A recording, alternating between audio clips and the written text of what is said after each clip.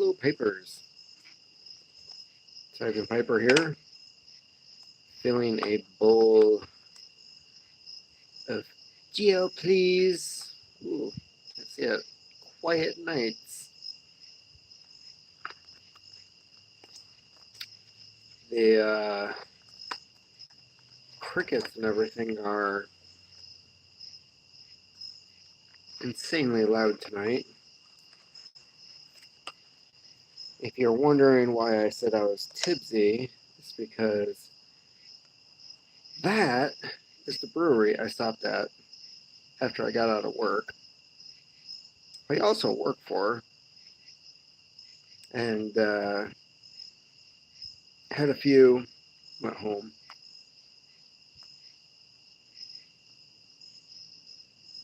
Trying to practice quiet nights in here on a not so quiet night.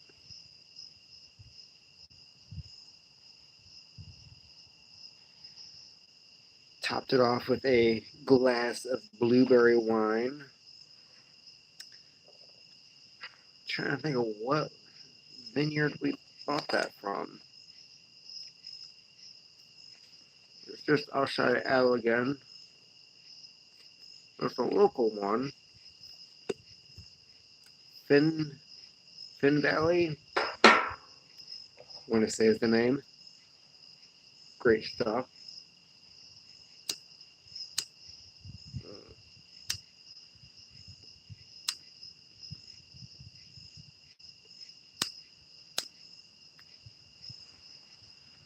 It's going to be a tough one.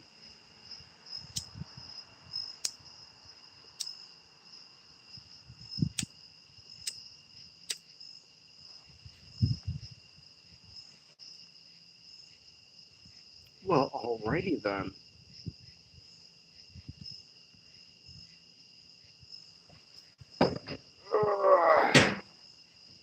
Gonna have to work on this a little bit.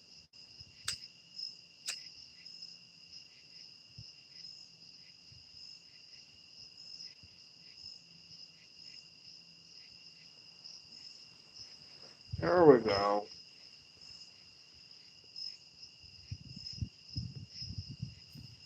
Still working on the Tant challenge.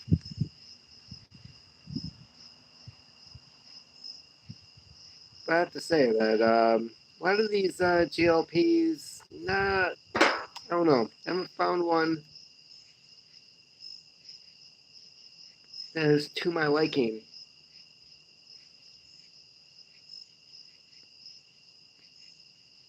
I don't know if that makes me an odd duck out here or not.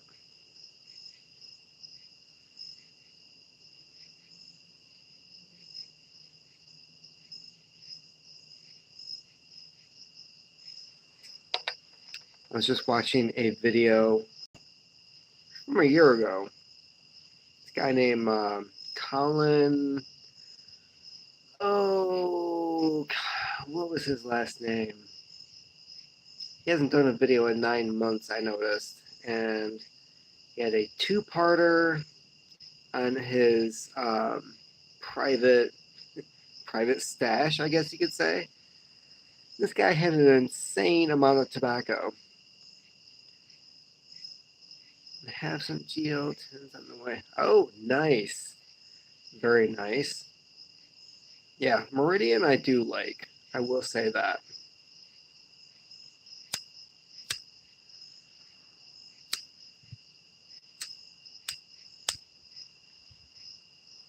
Okay, I know there's stuff in there.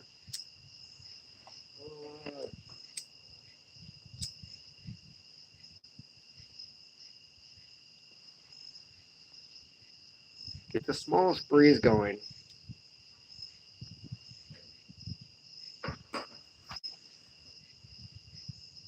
Quiet nights, not so bad. Here's the downside.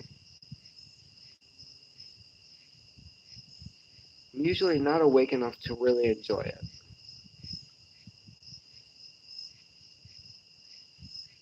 And out of the three, Chelsea Morning, Meridian, Quiet Nights,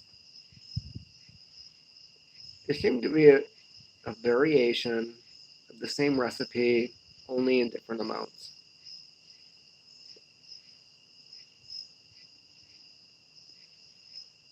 So Chelsea Morning, a lot of Orientals. Meridian, not so much. Quiet Nights, it's like a hint, you know?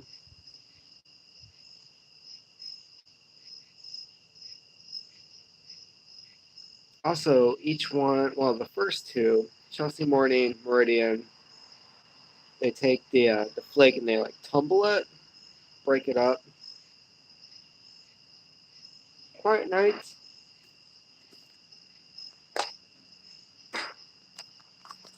I don't know if you can see this,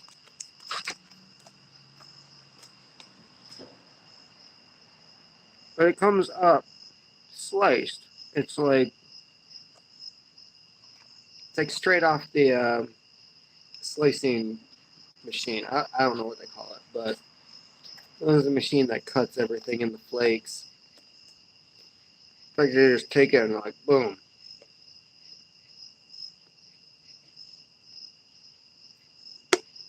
But it's not too moist. It's dry enough to smoke right away.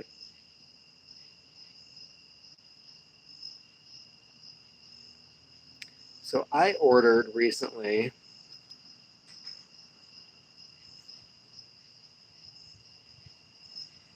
a 10-pack from Amazon of basically like rejected pipes. So it's from Mr. Brog. Not exactly a quality name, but I figure if I'm going to learn how to do something new, I might as well screw up something that doesn't really matter.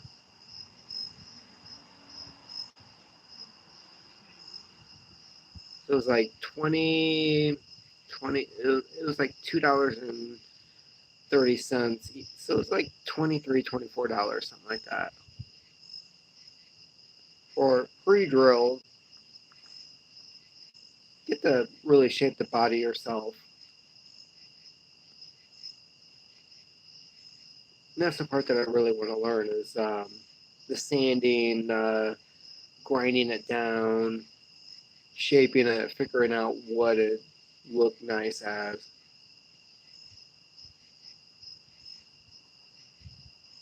But something I came across recently, antiquing in a town about an hour from here, in this town called Middlebury. They had these vest pocket pipes. I didn't know what the hell they were when I first saw them. So they're like U-shaped. They're kind of like that. And the stem you twist to like go over the top.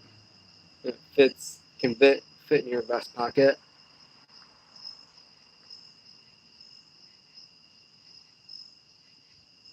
Mm.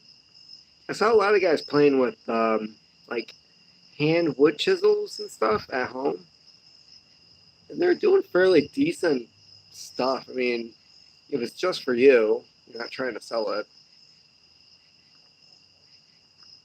There's really no harm in learning, and really, I think learning with the most primitive tools and then working your way up to the good stuff.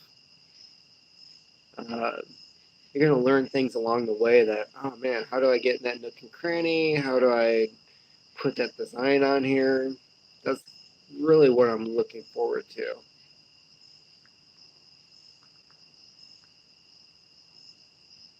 I guess I don't know what I'm looking to do. I think it really depends on what I get in this shipment.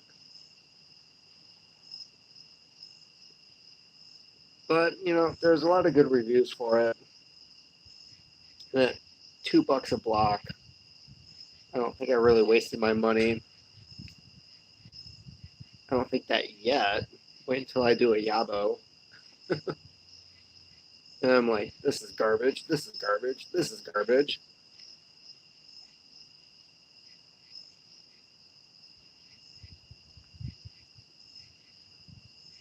But yeah, the best pocket pipes. They seemed really cool. And the only reason I didn't pick up the two that I saw, uh, they were 15 bucks a piece. They didn't look like they'd been used that much.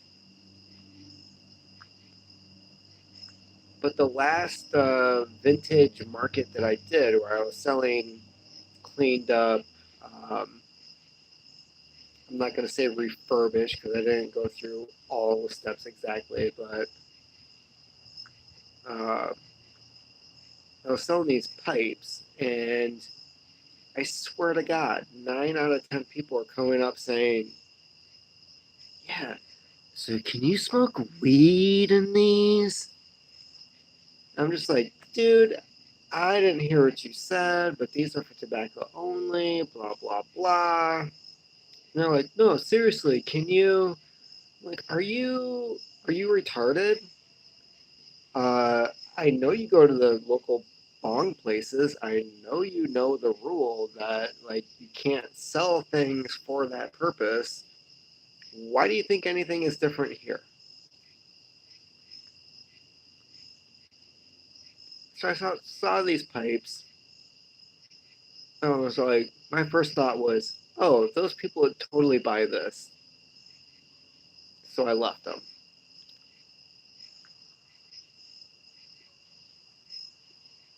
But then I had an idea recently that,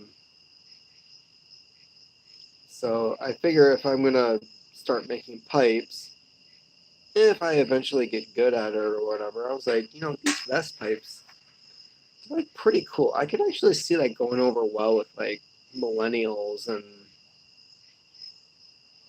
other hipsters.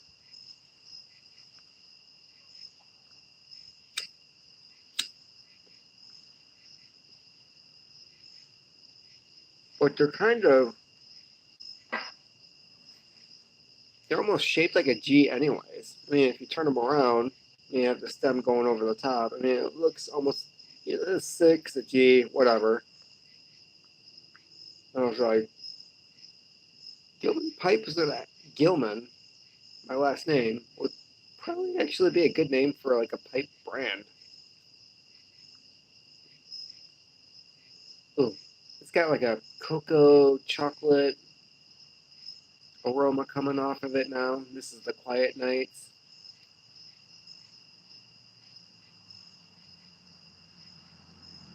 It's intriguing, but it's also irritating with these GLPs blends because occasionally, like, it'll switch up, like either the aroma you're getting,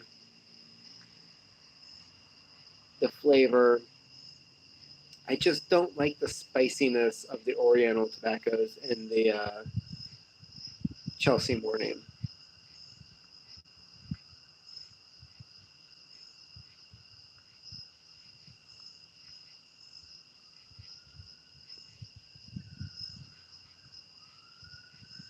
Hey, oh, I missed that. What did that say? So hey, so do you like smoke? Yeah, we're looking. So I live in Michigan. I don't know if you know that. This November, we're actually having on the ballot to completely legalize it for recreational. It's already legal for medical.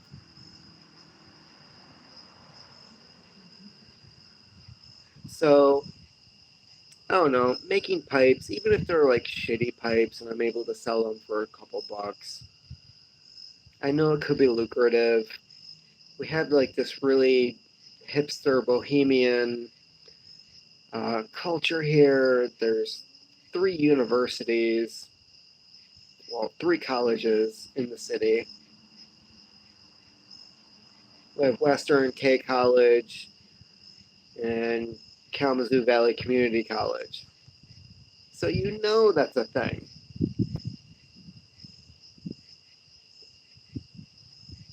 I just don't want to be the guy that's like making like really cool pipes like this guy. I really like this guy, which you can't see in the light. But I don't want to make pipes like this and have it end up being something that's, can only be used for. And here's the dilemma: if it's legal, completely legal, nobody can say anything, and people want to smoke something out of this. But until it's legal, I do not. Ooh, what was that? I don't go out of my way to partake in the giggle bush. Yes. Yeah, I can't smoke that. And here's why. Every time I have, and this is the sequence of events that happens. I smoke, nothing happens. About 5 minutes later, I start laughing. Then I start laughing hysterically. And I can't stop laughing. And after I'm told, this is what people have informed me of afterwards, after about 15 minutes of hysterical laughing in which everybody else enjoys and thinks is funny, I basically find a place to pass out for the next 5 to 6 hours.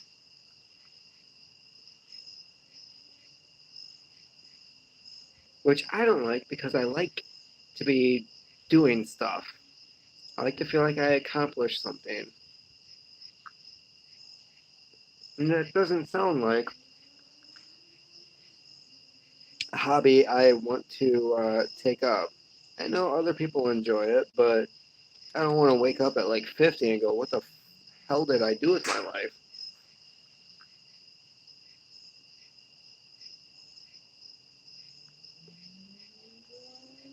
So the idea I had was that these pocket vest pipes, if I can actually figure out how to make these and actually, uh, have them be like legit working, good premium pipes. Plus, they have that really, they're shaped like that. So you have like this big surface on the side to play around with. You could do all kinds of cool designs.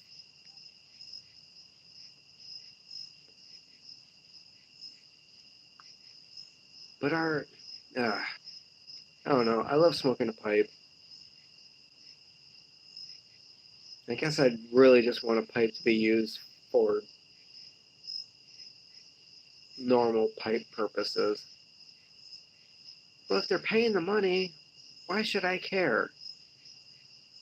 That's the thing. If it's legal, why should I care?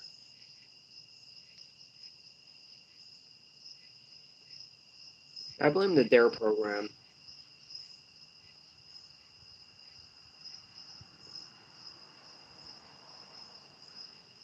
and Barbara Bush. Because that, like, just say no bullshit. Come on. Really? Just say no? That's the best you could do in the 80s? Was she high on cocaine too? Whitney Houston came up with something better. I don't do crack. Crack is whack. Boom. That's a billboard right there. I didn't see one billboard of Whitney Houston downplaying the use of crack.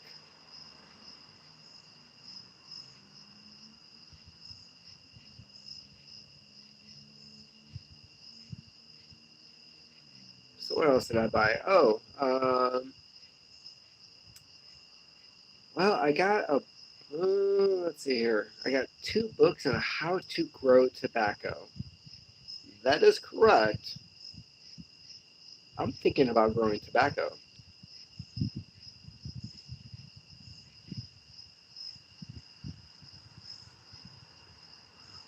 Slathering A1 on a food king.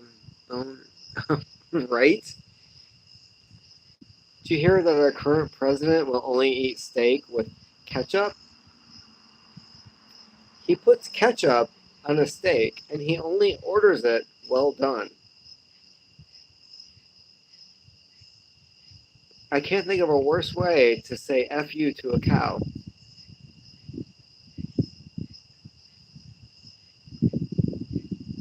It's like a high-class McDonald's hamburger without the bun. Not even high class. You're taking a perfectly good piece of meat.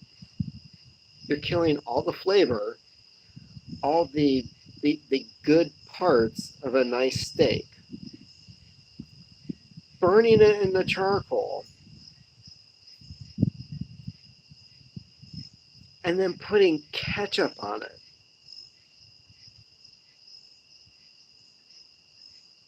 I really hope that goes in like his presidential biography right there. When somebody writes that up, they're like, "Oh, favorite meal of Donald Trump: McDonald's hamburgers, well done steak with ketchup." I want to see the list of like all the things that our previous presidents ate. Well, we know what Clinton was eating. Wait, no, that wasn't in the Ken Starr report. It was a cigar that went down there. Obama, he was kind of all over the place, but they had that nice organic garden in the back. Plus, he actually gained weight because the cooks at the White House, the chefs that they hire, every day, different pie. Blueberry pie, apple pie, cherry pie, peach pie. And the first year he was in office, he was trying out all the pie because he's like, this stuff is amazing. I have to try it. I'm here. Why not? He ends up gaining a bunch of weight, and the doctor's like, what happened? He's like, I quit smoking. I don't get it. Well, what are you eating? He's like, I really like the pie. You don't hear that about Donald Trump. It's well done steak. Anthony Bourdain. When you order a steak well done, what does the chef do? Oh, where's that? Where's the steak that we've been kicking around on the floor? Oh, there it is. Or the one that's like in the back of the cooler that's moldy, has stuff growing on it. You don't really know what the expiration date has been. You consider it like well aged. That's the one that a knowledgeable chef will pick when somebody orders well done.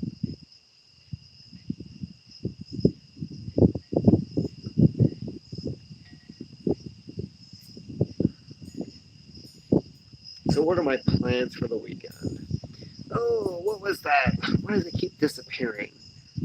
Live chat, all messages are visible. There, that should keep it on here. Curse them. We curse them. That's what we do. That's right. Curses to the more fortunate. I just listened to the most awesome podcast. It was, I believe, 144 minutes. The J, yeah. Why is it so hard to say? Dave Chang show. I know what it was. He had David Cho on his show, and they kept saying Chang Cho, which I'm white and I shouldn't say it like that, but they were saying it, therefore I'm going to repeat it because that's how they introduced the show. Chang Cho. So David Cho, artist, he was on one of Parts Unknown episodes, the Koreatown. He was the guy showing Anthony Bourdain around LA, especially Koreatown, talking about the LA riots, all that.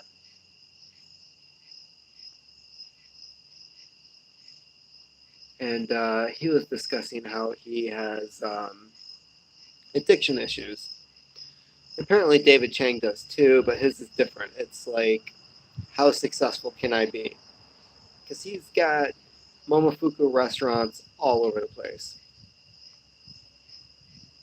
And then Chang, David Cho was discussing like he discovered he had a gambling addiction, and then he was able to control his gambling addiction, so that turned into a sex addiction. And he never got into drugs or alcohol, but he was discussing all that. I was like, this dude is wild. There's one part where he was talking about, and it was when so he had given up gambling. He was like totally addicted to the sex. And then he discovered hookers. So here's a guy that he was like the wealthiest, or he is the wealthiest artist known to have lived, right? This guy has hundreds of millions of dollars, most of which he got from gambling, in which case he was kicked out of several casinos because he developed uh, this pattern. He would bring a friend with him who was sober, not gambling, and he'd say, "Hey, I'm coming in with this amount of money. When I get up to this point, you physically remove me from the counter." And that's how he made a ton of money. So he stopped gambling. It was after he did a bunch of murals for Facebook. They're starting this company. They wanted his artwork in the building. So he was like, "That's fine, but it's going to cost this much." And they're like, "Oh, we don't have that much money." It was like, "Well, that's what it's going to cost. So you're going to have to figure something out." So they came back and said, "Well, we're doing stocks. We're going to present stock options. Would you like stocks?" And then they explained the company to him, and he's like, "Okay, I think this is all bullshit, so I'm going to take the stock." So whatever he charged them for the murals, he got in the initial Facebook offering stock price. And then like a year or two later, his accountant calls him up and is like, dude, you never have to worry about money again. This is how much that Facebook stock is worth." He was like, "What? Seriously?" So all of a sudden he like jacks up the price on all of his artwork, which meant that rich people with too much money really wanted his artwork.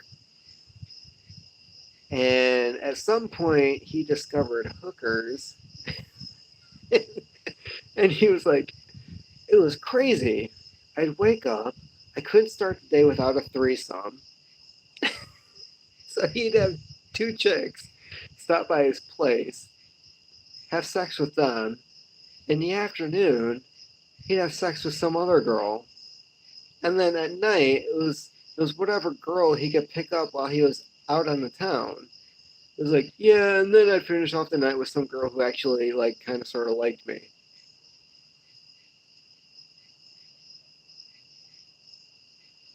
But that wasn't the fascinating part about the episode. They kept talking about Bourdain. It was a couple weeks after Bourdain killed himself, and Dave Chang is like, "I don't understand. I've never been suicidal. I just maybe I should change the settings on this. The new chat bar is not jiving. I cannot stand the amount of typos I'm. Oh, yeah. As a writer, I can't stand typos either. Yeah, apparently I somehow turned that off. I'm sorry, dude. Oh, are you Ziggy Num Nums? Dude, I love your channel. You have some awesome stuff. I like the channels where people are just being themselves. And it's hard to find. It's why I follow Gribbly. It's why I follow Derek Tant. Derek Tant reminds me a lot of the nurses I used to work with when I was at a hospital.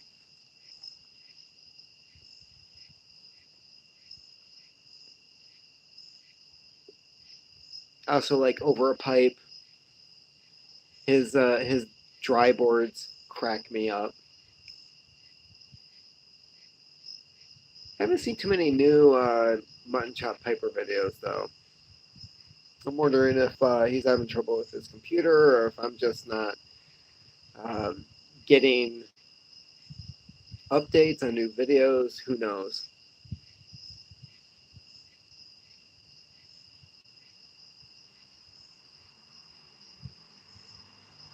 So what have I been listening to lately? Well, I did finish Pipe and Tapper uh, Owl Pipes, which I was not familiar with. And I ended up looking them up on Instagram. Dude has 4 kids. 4. I don't know how he does it. I've got 1 kid. I swear, every day it's like something new. uh, I think it was a week ago she finally learned how to crawl. Today she learned how to stand up on her own in the crib. She's closing doors. She's doing all kinds of crazy stuff. Um, Plus, she was a micro preemie. And I don't know if you're familiar with the video I did about that. I think I did a couple of videos talking about that. But,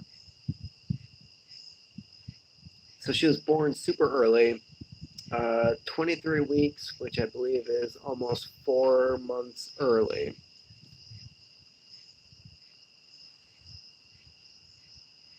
Tent gribs and the like, endless cause and yabos, kind of old. Where'd it go? Exactly, dude. You know, I've been wanting to do more yabos, and I should have done one last night. I came home, got a new typewriter in from shopgoodwill.com, and have to say, you know, I like the prices. Some of the stuff that they do. I bought the one that I just got yesterday. I bought like a week before I got married, so it was like 2 weeks ago. I was looking forward to it. It was one that I was going to keep for myself, and kept waiting, kept waiting. Finally sent them a message that was like, "Hey, I'm pretty sure I bought this thing. I don't know if I'm imagining it. I have a receipt here." And then like 2 days later, it shows up. The very next day, I got a notice that it was shipped. Day later, it showed up. I unwrap it. Awesome machine. Underwood 5. Not a number 5. It's not one of the old ones. This was from the 60s. Gray body, very sleek,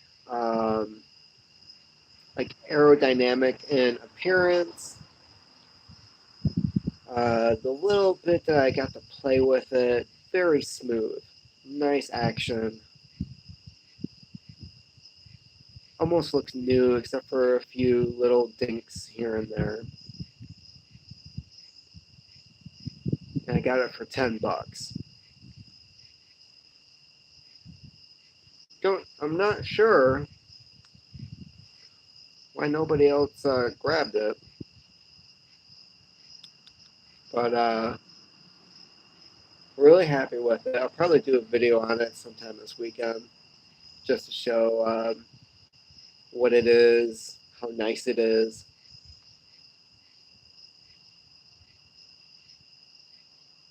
Still trying to get like a page or two in a night on the book I'm working on.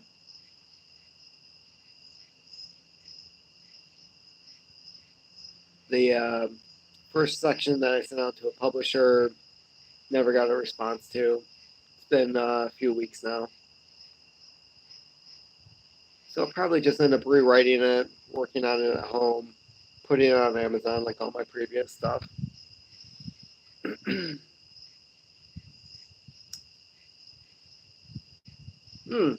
Back to, I started talking about how I got books on growing, processing, curing tobacco. I also got probably a dozen different seed packets.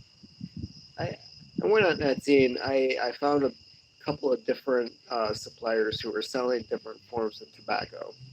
Burley, Virginia's Perique, a couple native blends, which I'm pretty sure they're all native blends. One that's grown in, they said Persia, but I'm pretty sure it's Iranian tobacco. So the idea is my wife, or as Tant would say, my wife, um, she inherited a nice chunk of land, 45 minutes to an hour south of here. Has a house. It has a really nice size barn on it.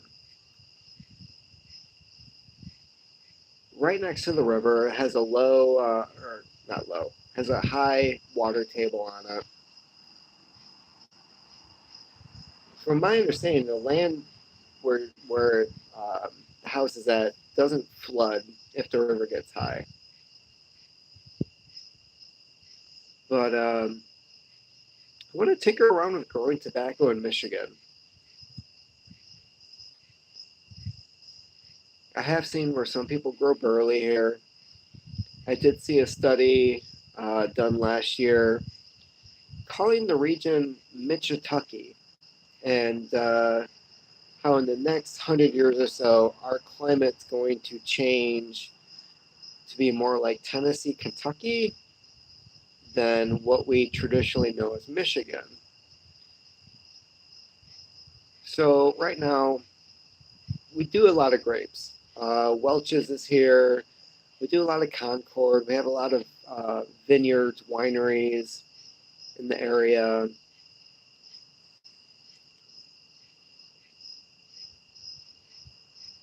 Didn't have much luck up there. Oh, so somebody else tried it.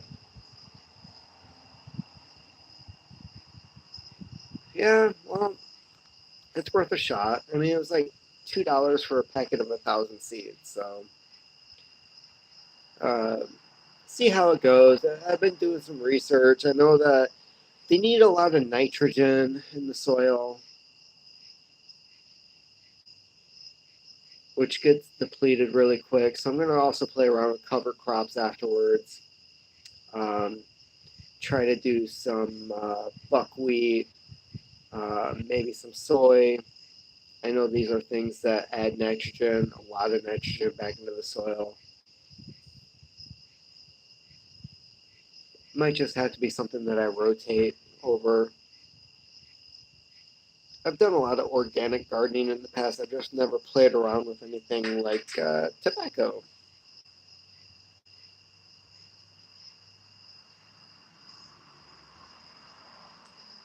Plus, the barn would be a nice place to cure it, hang it, let it dry.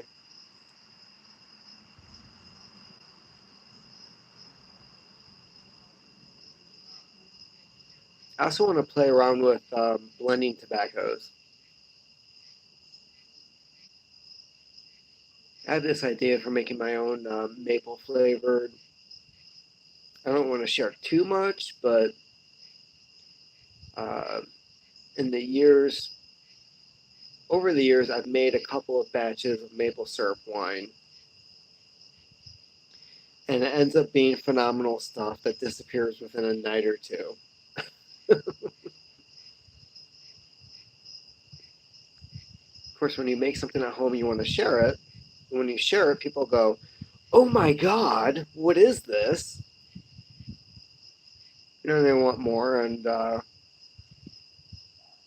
you're happy to share it because isn't that really the purpose of libations? I'm gonna get some of this ash off of here. Yeah, I still have like a half bowl left. See if it's gonna be a pain to start it again. Crops and tomato plants. There's an entire episode of The Simpsons because they're nightshades.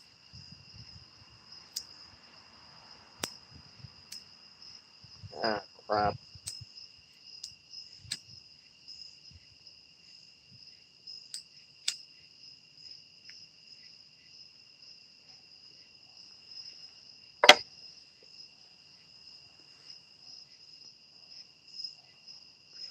Interesting fact about tomatoes.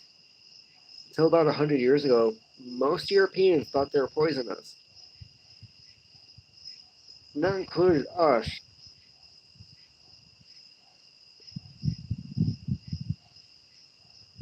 There's a local historian, wrote a couple books, I don't know, like 12, 15 books about the area here.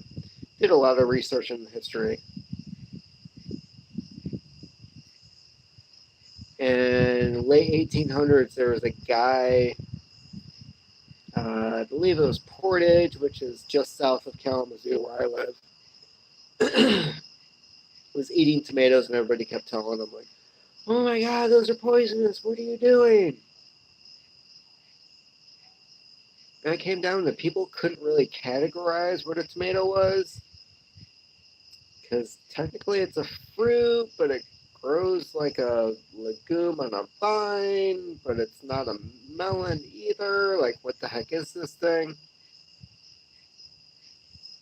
So he decides to prove to everybody that tomatoes aren't poisonous. So it gets in the middle of town and proceeds to eat several tomatoes in a row. Then walks home and like continues with his day, and everybody's freaking out that this guy is gonna die.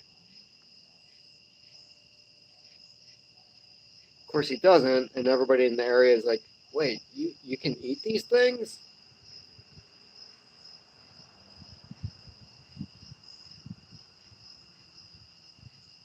And I really want to know when the heck tomatoes were introduced to Italy, because it seems to be like a good chunk of their culinary habits these days.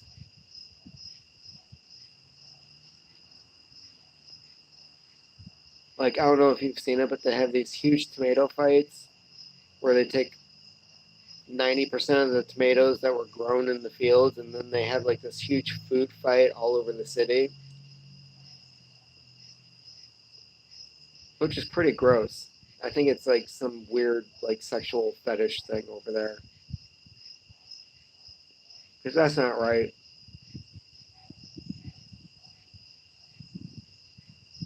Italians are pretty weird.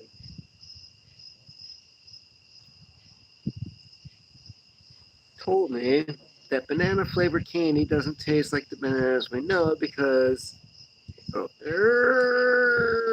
that particular strain they got the extract from is now extinct. Don't know how true it is. It is very true. Bananas have actually evolved over the last 20, 30 years. Um, I don't know if you've seen it, but there's this really awesome show called Mind of a Chef. I'm not going to insult your intelligence. I'm assuming you know about this show, Mind of a Chef. And I forget the woman's name.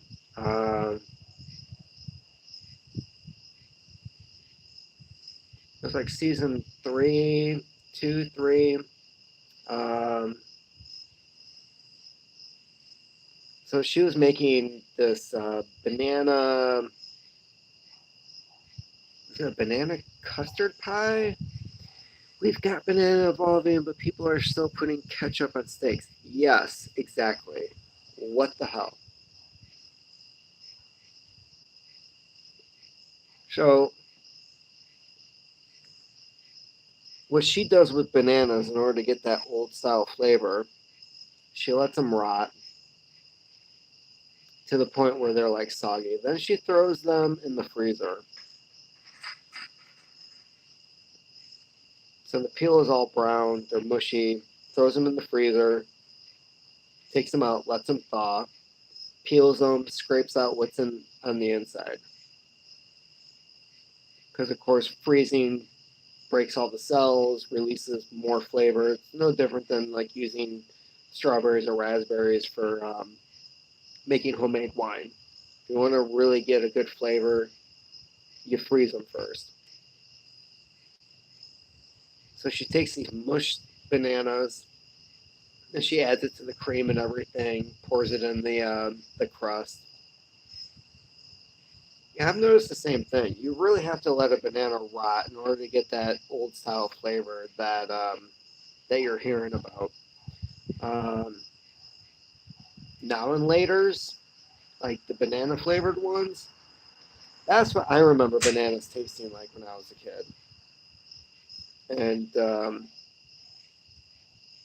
the only time I've ever been able to find a pastry or a banana custard pie or anything like that, it's been through that process. And it's usually homemade. Like somebody actually did some research to find out how to make a banana taste like a banana used to. Um, so chefs have figured it out, and while the bananas are still evolving and they're going away from that flavor that everybody knows so well, they figured out how to bring it back. And they're using the same bananas that we have today.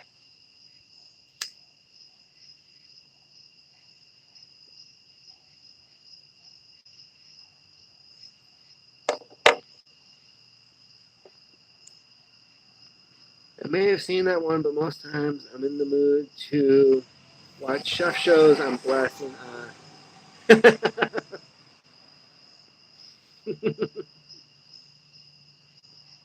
So you have good taste in wine. That is good to know. I, I myself love a good red. Cabernet Sauvignon is hit or miss with me. Hello from Greece George here. Oh, nice. Hello, Greece George. So currently we're discussing wine, Cabernet Sauvignon.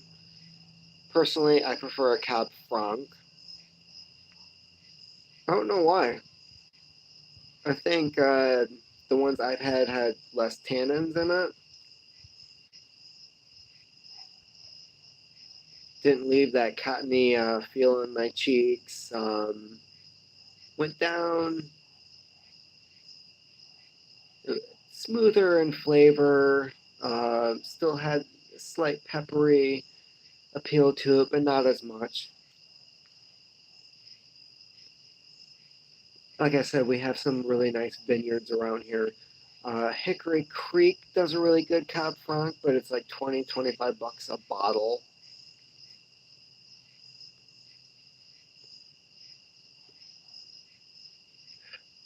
So when I'm not hitting up the vineyards, I'm usually going to someplace like Aldi or Trader Joe's,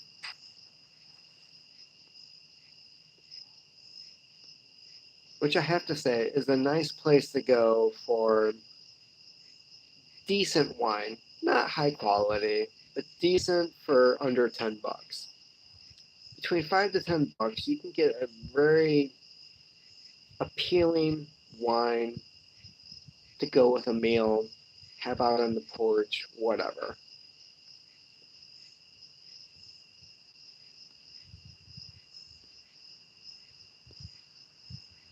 9 a.m. here, coffee. Nice. How about Pinot Noir? I've been finding myself reaching for that more, getting away from the. Oh, Pinot Noir. Okay.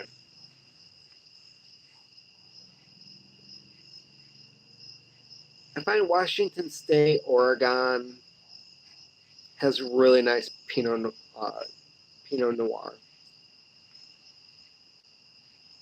Pinot Grigio, I find to be also a hit or miss wine. It either smells, uh, the ones that they made around here. I went to one vineyard and it smelled like cat pee, had like a very ammonia smell to it. This was the Pinot Grigio. Didn't taste any better. But the Pinot Noir, I do enjoy it. Although it does have that like purple color to it. which I find to be less appealing. I feel like I'm going to be drinking like a Concord wine.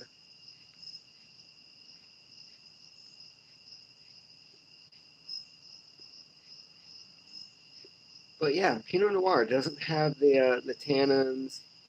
Still has that red wine appeal to it.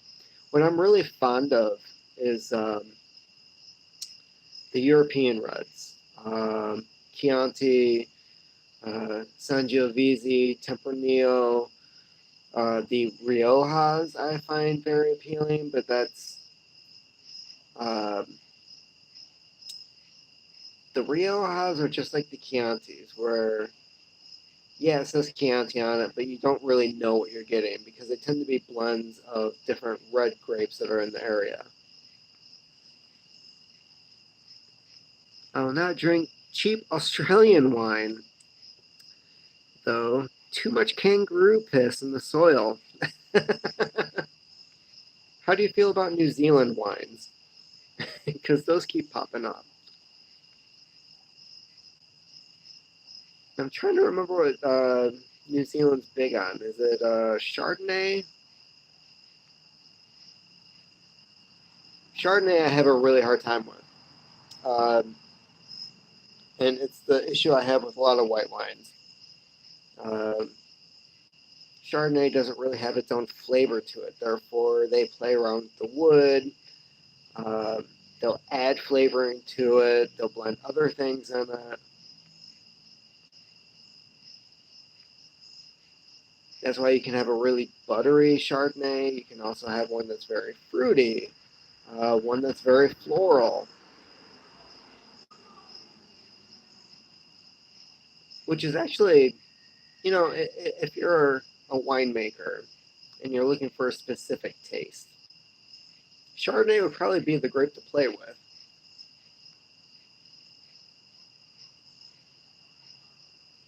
Because you can just take a Chardonnay and say, well, I want to add some oak to this. I want to add some other things to this.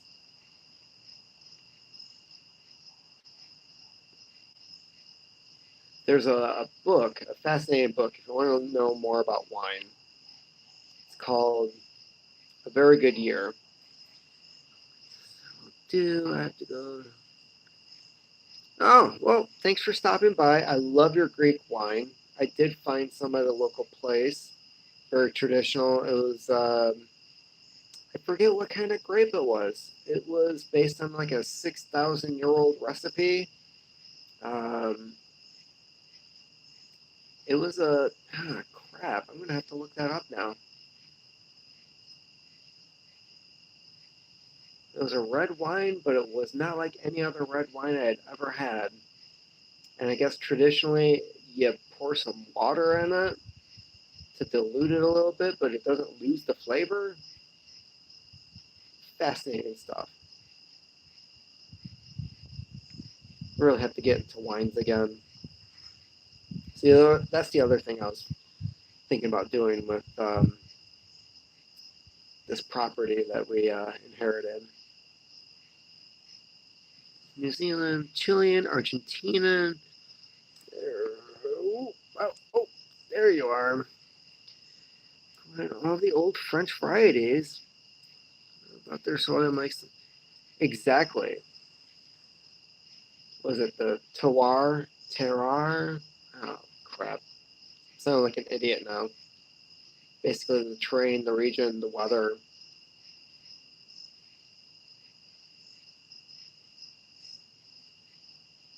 Yeah, I've had quite a few Argentinian wines. Um, Definitely have it has a different flavor from any other region. Of course, it also has the what opposite seasons. Um, Definitely different terrain. A lot of Malbecs. I've had quite a few Malbecs from Argentina. And I'm trying to remember if it's Shiraz or Shiraz. It's the same grape. One is outside of Europe, though. And I want to say it's the Shiraz, is what they grow down in South America. And there's a huge difference between those two. And yeah, so I was also thinking about maybe putting some vines out there just because it's something that you can plant. They do their thing, go out there every couple weeks.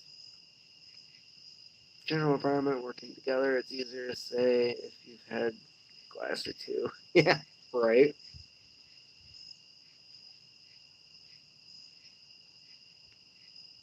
Personally, the my personal experience with making wine. I have made Concord wine. Knew a couple of people that had some Concord grapes on their property. They're like, "Hey, come pick some." We just don't do anything with it. That was the fun to play with. Um, Also, like making dandelion wine. Um, that's something I've been doing for oh man, close to like 10 years now, and that is some potent stuff. I have a feeling that a few bottles that I've gifted the people ended up adding to the population.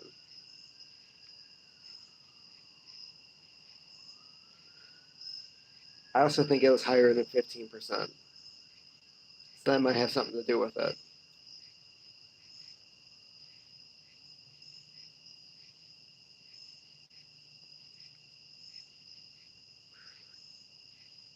It's kind of weirding me out that somebody from Greece is like actually watching this. I grew up hearing dial tones when you used to go onto the internet. You get those free AOL CDs in the mail. Then you hear the and then everything took forever to download. Back in the Napster days.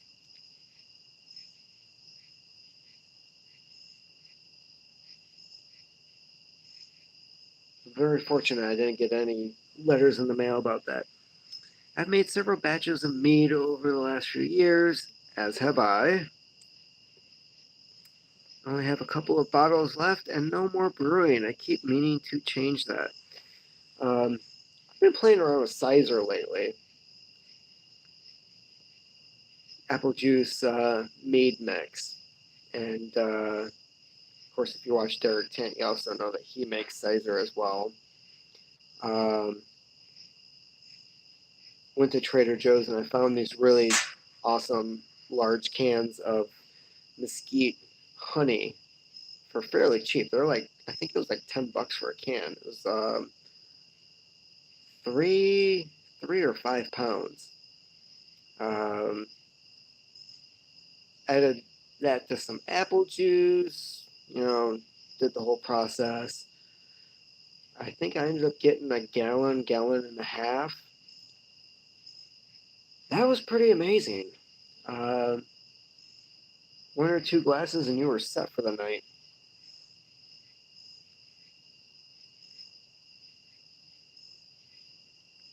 And it didn't really have a spicy note to it like I thought it would.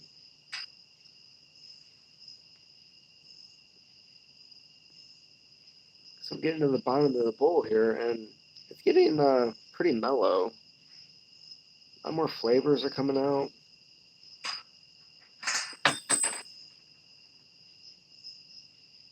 Guess I won't be tapping that anymore. Tant was an idiot and don't didn't toast his oak. Oh, working move.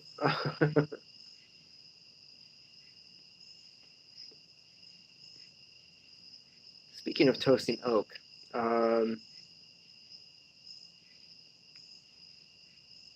one of the vineyards out here, Hickory Creek, they don't use barrels. They use steel uh, containers, and they add wood chips, which I thought was fascinating. So they measure the wood chips by the surface area that would be equivalent to being in a barrel of oak. And then they adjust it to how much oaky flavor they want in the wine. And of course, the steel barrels you're able to reuse over and over, saves a ton of money over just a few years.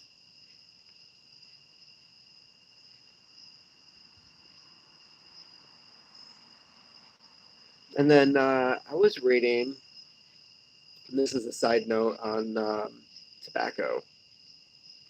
So I bought some Dan Tobacco Da Vinci. And if you want an enlightening experience on smoking tobacco, Da Vinci is amazing. I don't know how else to put it. It's mellow, no tongue bite, ton of flavor, several flavors. Common practice to save money, more sustainable, but to replicate a charred barrel. Yeah, exactly. I don't know if that's what Hickory Creek does, but their wine is phenomenal. So I'm assuming that they do.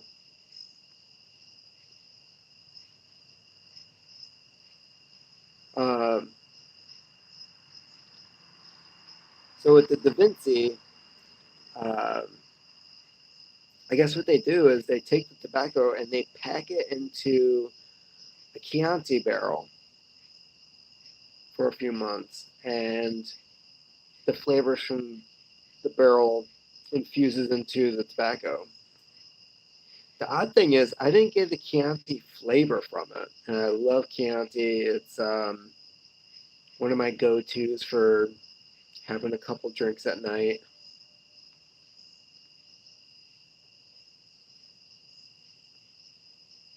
And the type of grapes that they use tend to be like a Tempranillo, Sangiovese, usually a blend of both and some other things. But instead, what I was getting from the Da Vinci was like an Alvarado flavor. At least that's what the smell was. I didn't really get a Chianti flavor from it.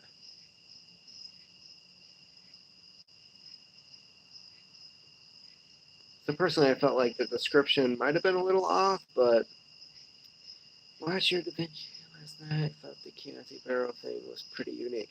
Yeah, exactly. And I know that Perique, they use, is it Perique? Pretty sure Perique is the one that they ferment in the old whiskey barrels.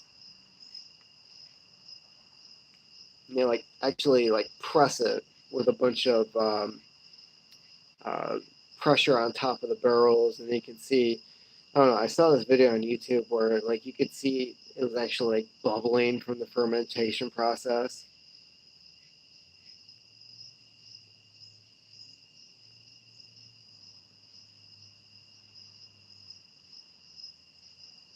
And I see these things, I'm like, man, I want to try that. I see too much stuff on YouTube that I want to try. That's why I bought these unfinished pipes from Amazon recently.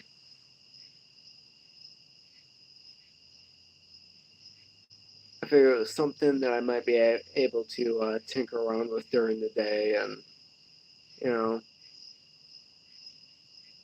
build up some type of skill over time. Maybe make some pipes that are worth sharing.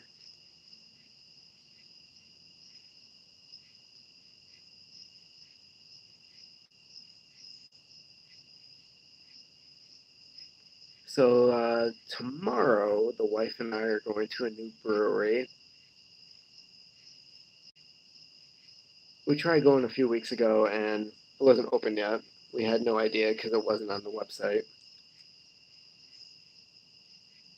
Sent them an email. And it's like, hey, we stopped by. This was the hours on here, and you weren't open. And they're like, yeah, we don't open until this day. And I was like, that's not on the website. And they're like, yeah, we're gonna have to change that. So then they did open, and the first big batch of beer that they were offering didn't turn out the way they were expecting. So then they closed again for another 2 or 3 weeks. And last I heard, they were open again. So at least consistency and flavor is important to them. If you ever find yourself in Chicago with time to kill, it would be great to grab a beer. That is awesome. I am not too far away from Chicago. I miss Chinatown. Really got to hit up Chinatown. How many good ramen shops do you have down there? Because we have some really good Italian beef here. Um, haven't really had Italian beef in Chicago. And I do want to check out the Bourdain bar that's down there that he had in one of his episodes. I have a friend that stopped there and said it was really awesome. I don't know if you're familiar with it. They have the owner has like his own paintings all over the wall, and they only take cash. And it was a fascinating episode. So if you get a chance, Parts Unknown, Chicago, fascinating episode. Made me want to stop there again sometime.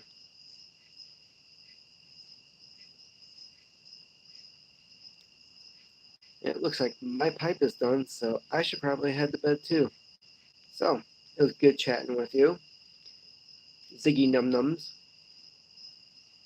and hope this was entertaining. I think you're the first viewer that's actually stuck around. Strings Ramen in Chinatown and Lakeview pretty often. Oh, sweet. Yeah, we have like one and it's in Grand Rapids. It's like an hour drive. Nothing in town. So I'm kind of jealous. I hope you have a good night. I'm heading to bed. Remember, take care of yourselves and keep on typing.